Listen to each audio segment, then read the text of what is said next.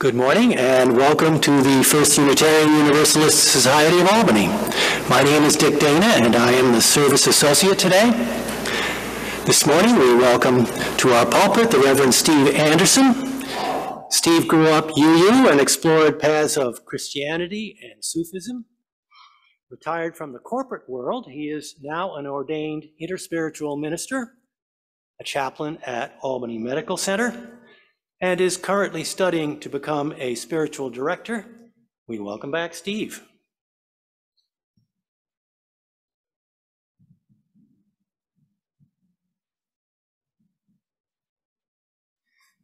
I'll use this microphone for now. One of the advantages of being up here is I can take my mask off for a little bit. Call to celebration. Nothing in all nature is so lovely and so vigorous, so perfectly at home in its environment as a fish in the sea. Its surroundings give it to beauty a quality and power which are not its own. We take it out and at once a poor, limp, dull thing, fit for nothing, is gasping away at life. So the soul, sunk in spirit, living in life full of compassion, is supported, filled, transformed in beauty by a vitality and a power which is not its own.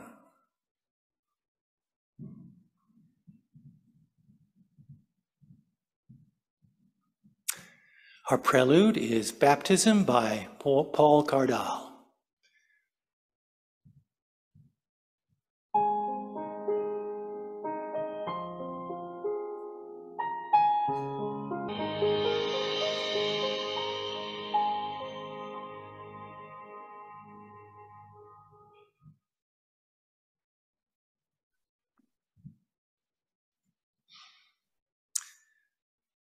Please join in the chalice lighting words shown on the screen. Welcoming all free seekers of truth and meaning, we gather to excite the human spirit, to inspire its growth and development, to respond morally and ethically to a troubled world, and to sustain a vital and nurturing religious community.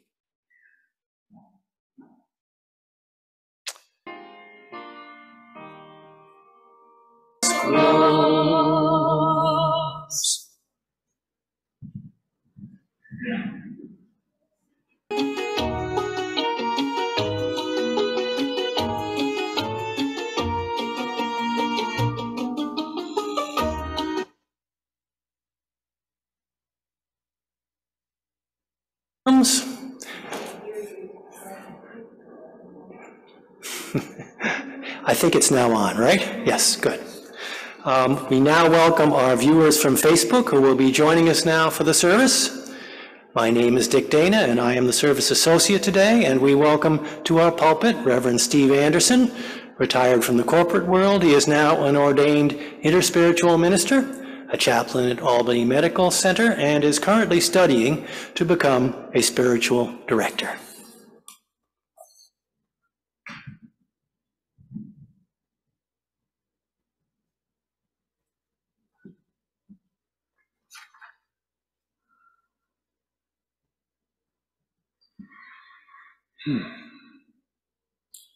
The spiritual life is not a special career involving abstraction from the world of things. It is part of everyone's life. And until they have realized it, they have not entered into the possession of all of their powers. It is therefore the function of practical mysticism to increase, not diminish, the total efficiency, wisdom, and steadfastness of those who try to practice it. It will help them to enter more completely than ever before into life. It will teach them to see the world in truer proportion, discerning eternal beauty beyond and beneath apparent ruthlessness. It will educate them in a charity free from all taint of sentimentalism. It will confer on them an unconquerable hope and assure them that still, even in the hour of greatest desolation, there lives the dearest freshness deep down things.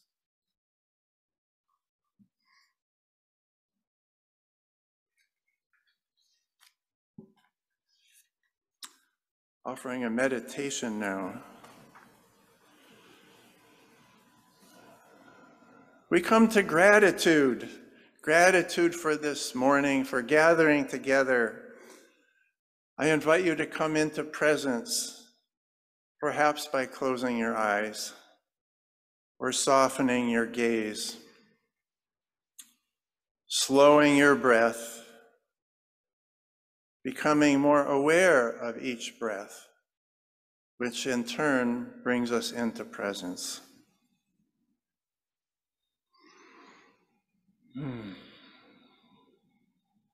As we become more aware of moments, each moment, and beauty, and the wonder around us that we are bathed in, we are touched, we are opened, aware, connected, we come to full unfoldment of who we are, of who we can be.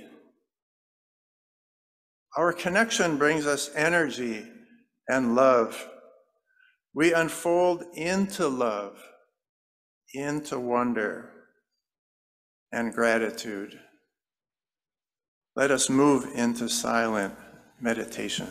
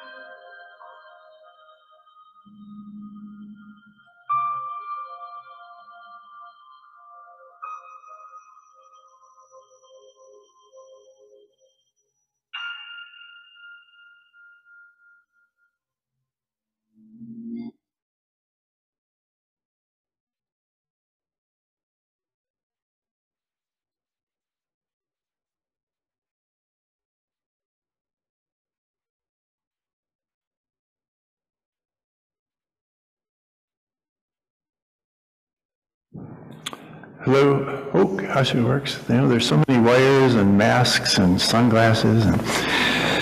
But I'll tell you, it's Did I do something? Oh, here we go again. It's just so great to be here and see all of us together. Is it? Are we still here?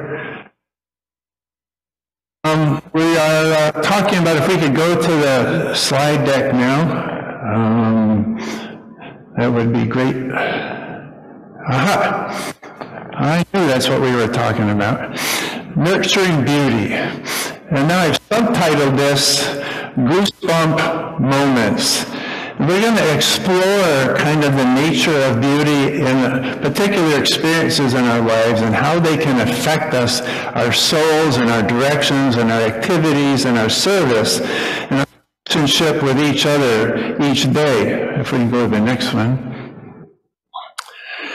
In the eyes of the beholder. So let's try to get a handle on the nature of beauty. So beauty, we've heard beauty is in the eyes of the beholder. We can see an eye here. I thought that was very clever. What is beautiful to one person is most likely may not be beautiful to another person, and yet everyone experiences beauty in their own way. So it's unique and known to everyone.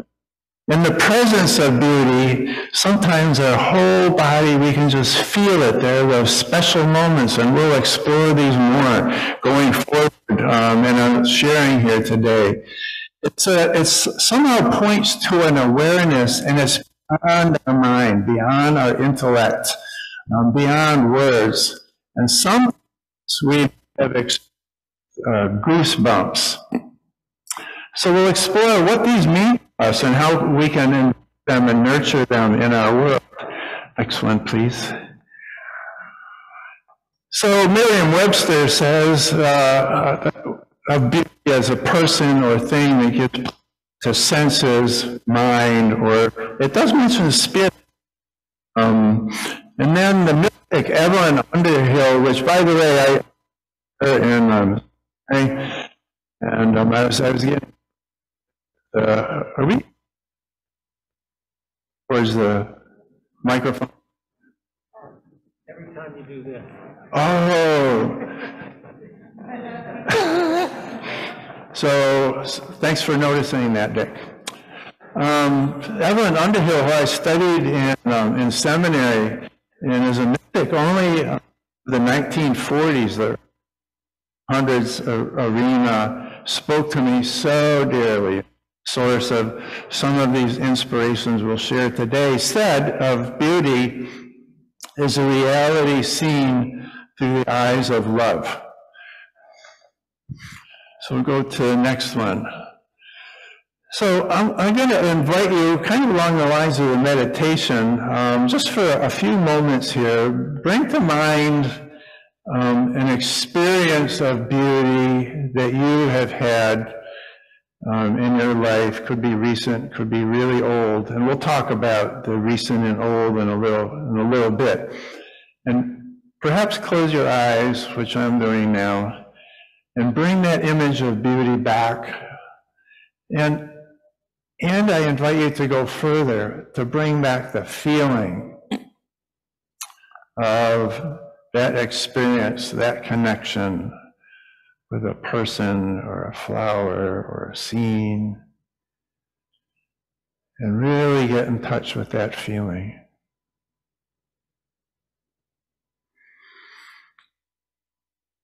Moments I'll read a poem, Beauty in Nature.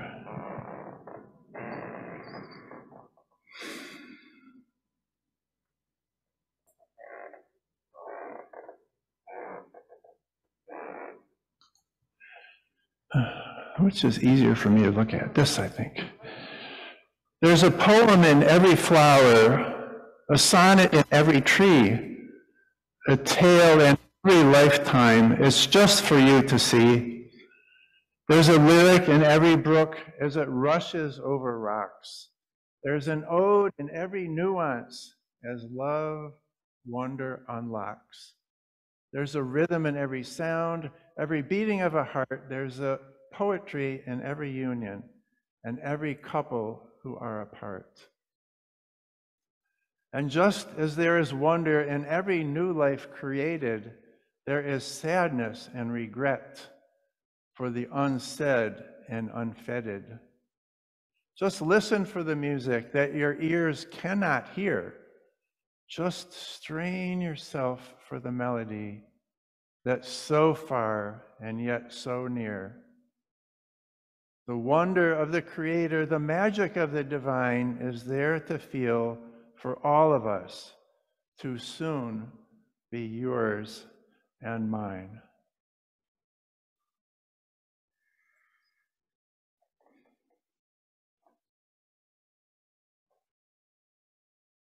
Let me go to the next one. There we go. Well, I've got to say, after 7 decades of my being on this world, every year, it's like unbelievable. Even as I say it, even as I thought it to myself, more and more, and even in preparation for the sermon, every year, the wonder seems to grow. The depth of connection seems to grow in my heart. So this spring especially, my gosh, maybe because of the time we're in or whatever, seemed to be so rich and luscious, noting the new life, the plants, the flowers, clouds. You know, this was a view right outside of our window in Schenectady not too long ago, and I was just stunned by it and offer that to you today. There's tender conversations between people. I remember my daughter's birth and my wife's death.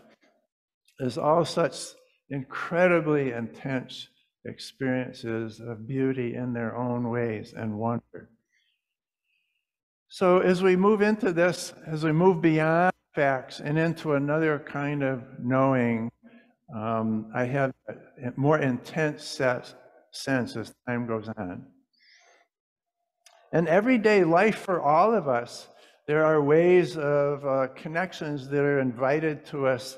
Sometimes if we can perhaps a little bit more intentionally stop and take them in, a partner in love, parenting from the very small people to the bigger people, and then the biggest people, and solitude and silence, and we'll uncover these a little bit more here. In service, in actual service in our work in the community and to each other, with art and music, and walks, simple walks around the block. And I'm going to offer something here so special, which isn't as regular and anticipated as what I just shared, but sometimes there are extra special moments that touch us ever so deeply. And I don't know if you can hear it, but even as I prepare to offer this, I can feel it in my soul of souls.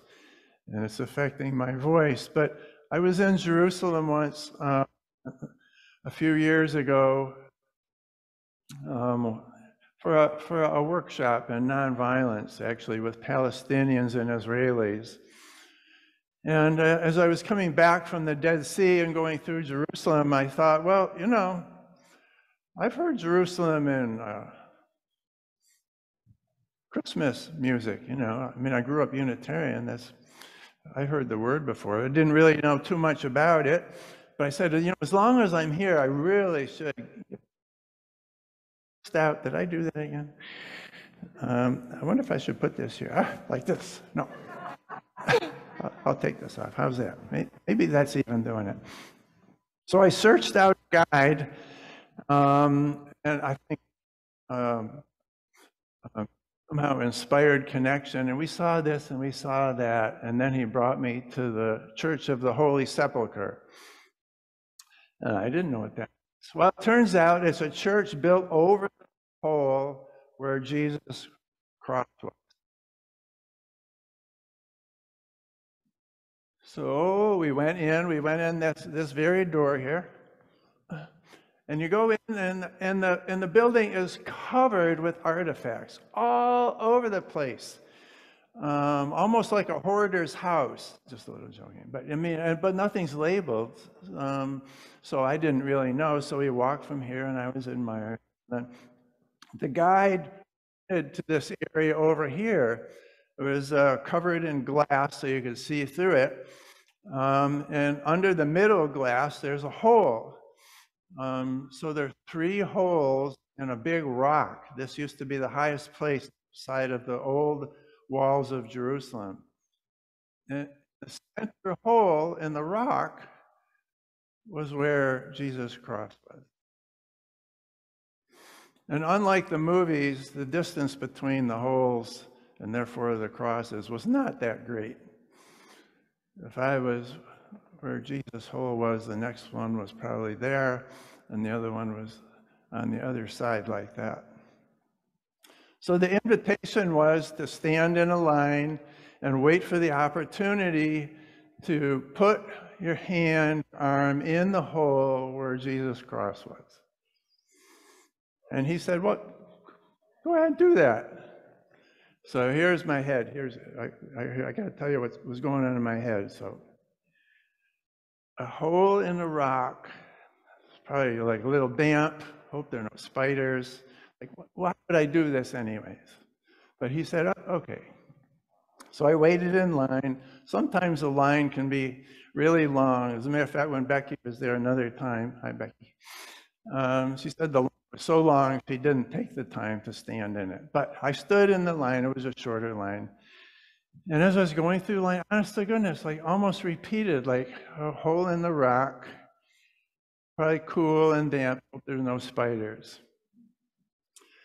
And then I got to the place, and I bent down. I put my hand in the hole where Jesus' cross was. And I'm only offering this today because of the nature of this soul-filled, spirit, compassionate community. This is we share. It's really beyond words. But I put my hand in the hole where his cross was, and instantaneously, beyond any time, this energy shot directly up my arm and into my heart. And I kind of stood up dazed, even as I feel that now. And I took a couple steps away to let other people in. I looked at the guide, kind of like deer in the headlights. And he said, do it again. I said, wait a minute. Then my mind kicks back in. What do you mean, do it? The hole in the rock is probably cold. I hope there are no spiders. But I went back to the end of the line, and the same thing happened again. So other than watching my daughter being born and my late wife die, it was probably the most incredible experience in my life to date. And I've spent about the last 10 years since it happened trying to integrate it into my life more and more. And it seems to be happening. I have no idea how. If we could go to the next slide.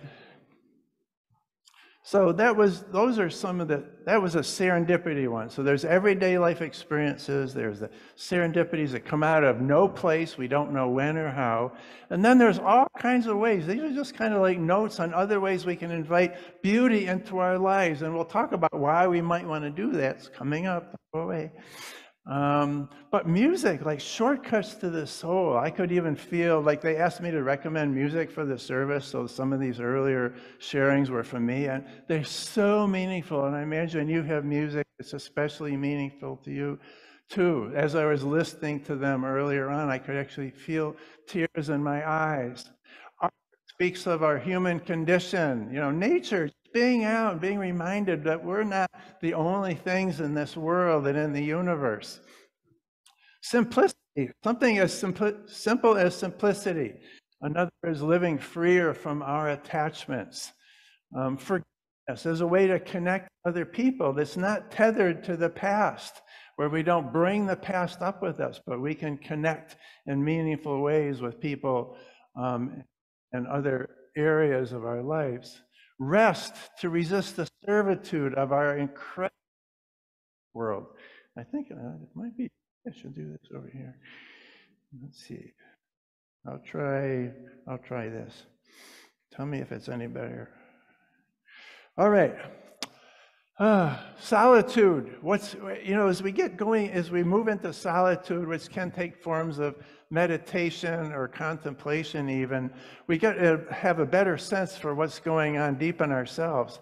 And as I hear myself say that, I still remember earlier thinking of, what do you mean what's going on deep in myself? I know what's going on in myself, but honest to goodness, I don't. If I start a conversation with each or any one of you, I honestly don't know the words that are going to come out of my mouth. It's as I'm aware in the moment and share things from my heart and soul that I will begin to know, not only share with you, but know myself more. So coming into solitude, meditation, stories, as we listen to stories from other people, we can be so inspired and encouraged by what we hear from others, and contemplation, kind of a direct awareness of the mystery around us.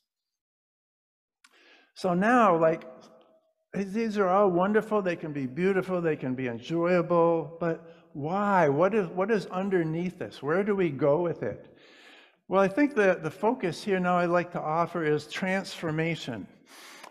So as we experience beauty, which is kind of other ways of knowing ourselves and the world around us, we transform ourselves into who we are called to be.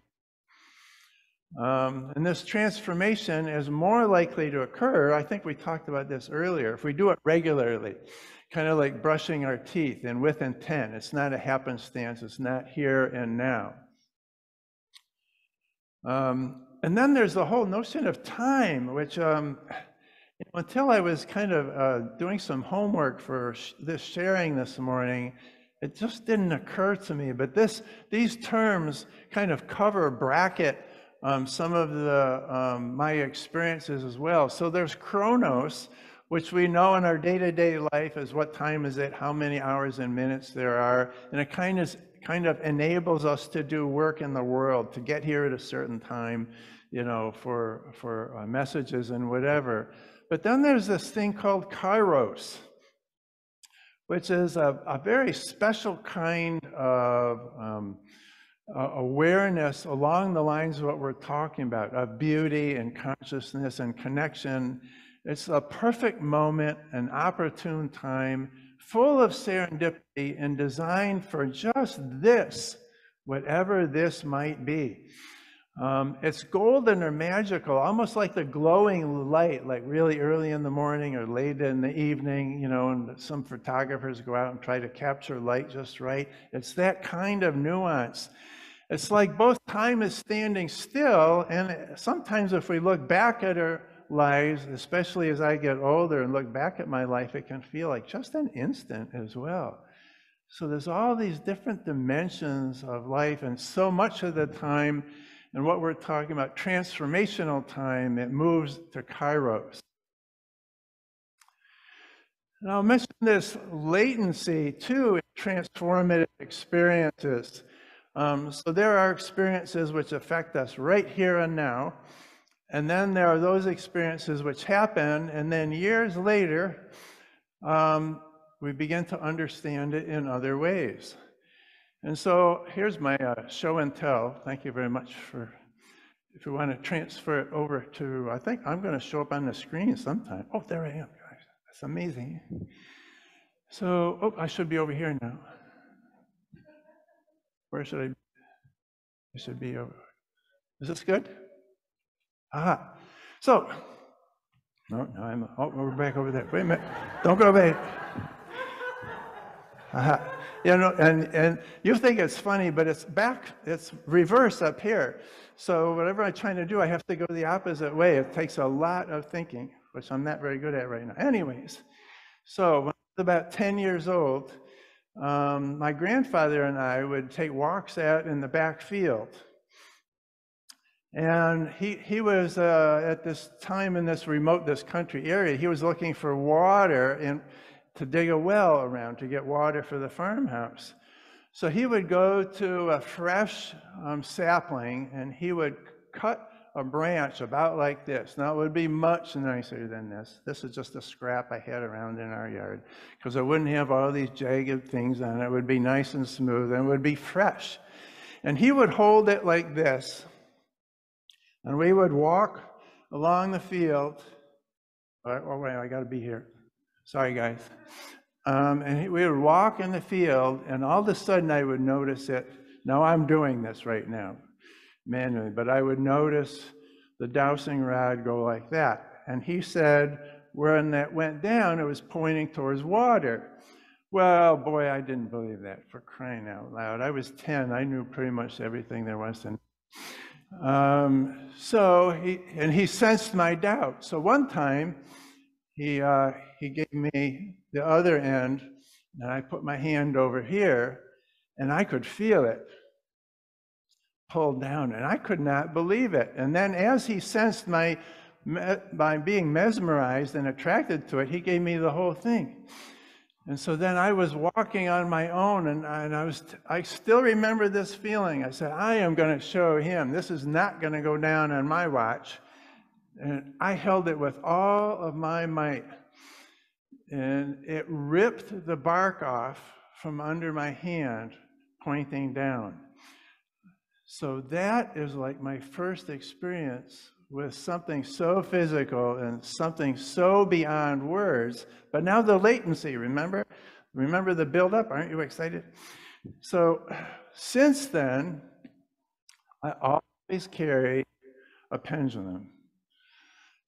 And to me, it's kind of another form of that doubt that my grandfather introduced me to years ago. And so wait a minute, we did this before. I got to remember how to go backwards, this way. Remember, it's all backwards. I'm trying to remember, see what, aha! I think I can hold this up like that. Can you kind of see that? Okay, I'm trying to have a clear background. So what happens is this moves in relationship to my energy. And so right now you see the back and forth movement like that. That's basically nothing's going on. I didn't ask it a question. I don't have particular energy one way or the other, but it's a definite movement back and forth. So I'll call that neutral. So it's kind of binary other than neutral. There's a yes and no reaction. So if I say something so blatantly false, like my name is Frankie, you see which way it, see the change in motion? So a counterclockwise motion for my energy with this pendulum, and it's picking it up all the time, that's why I keep it next to me, is negative. Now if I say my name is Steve,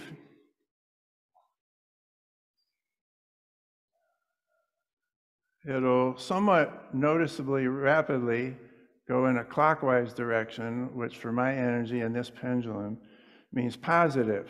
Now, I'll just go back to neutral here for a minute, and then I'm going to say, I'm nervous being here. I think I know what it's doing. So that's the kind of stuff. I use this to be, actually it's getting to the point now where I don't need to hold it up like that, but I use it to get in touch with my own internal energy and processing. I'll use it for decisions. Should I do this and that? And as we go back to the next slide,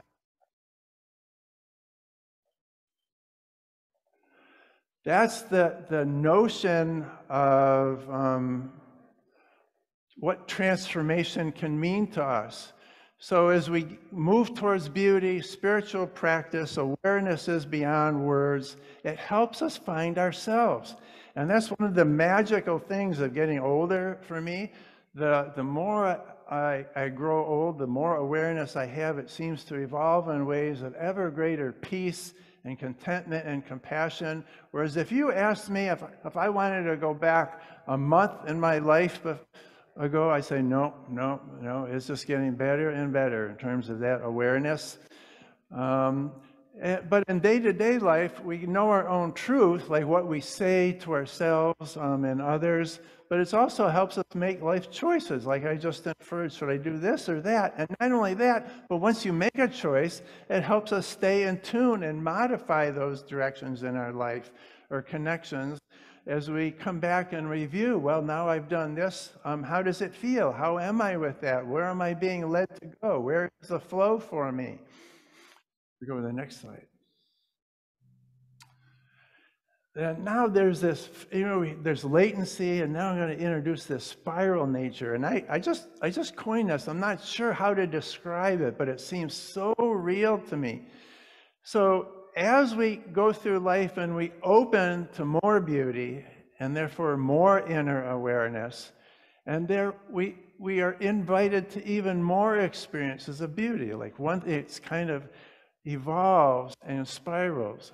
And as we have these new experiences of beauty, they lead us to ever deeper levels of ourselves and to each other. Because as we open to ourselves, and we have the strength and the courage and the connection with other people, then we grow closer together as well. We open to more everyday experiences like those clouds and the new leaves that we were talking about before, the blades of grass, and always tender conversations, sharing from the heart, sharing courageously and transparently. And we can feel these in our bodies. Oftentimes we'll refer to them as goosebumps. And even some people refer to them as God bumps. I'll close this sharing here with this quote from Mary Oliver. You might see an angel anytime, anywhere. Of course, you have to open your eyes to a new kind of second level, but it's not really hard.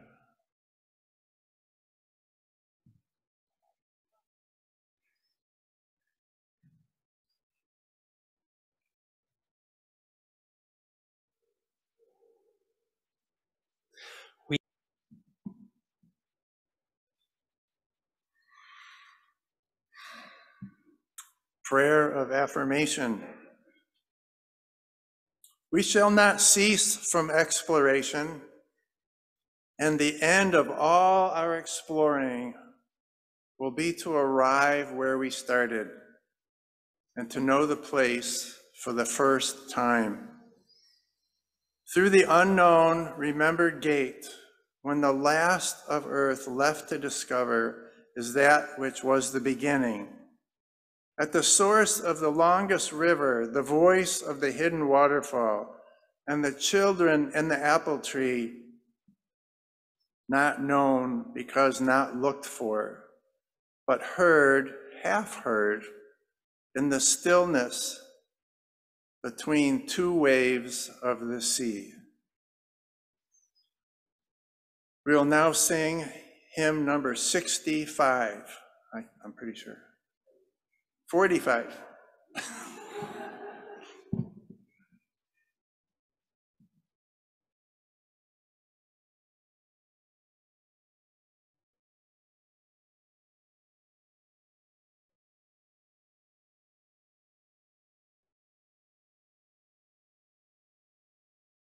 Please join in the words shown on the screen.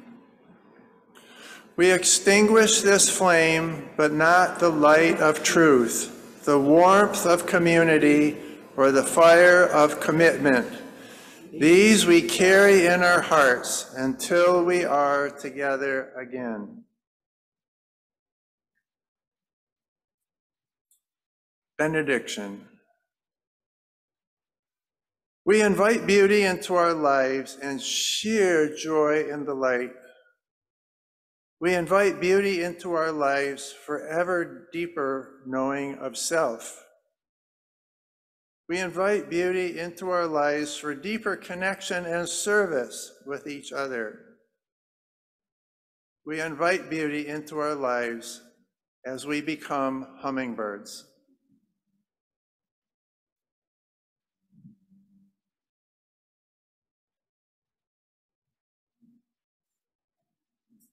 Our thanks to musicians Elena Karpoff, ushers Kathy Harris and Jan McCracken, pastoral care associates Randy Rosette, Chuck Manning, service associate, yours truly, Dick Dana, Welcomers, Barb Manning and Don Odell. Greeters, Sigrun Newell. Office support, Tammy Goddard and Patience Pichette. Technical support, Chris Jensen, Peter Meixner, and Fred Eames. And the flowers are donated and arranged by Betsy Wright, honoring those who have gone before.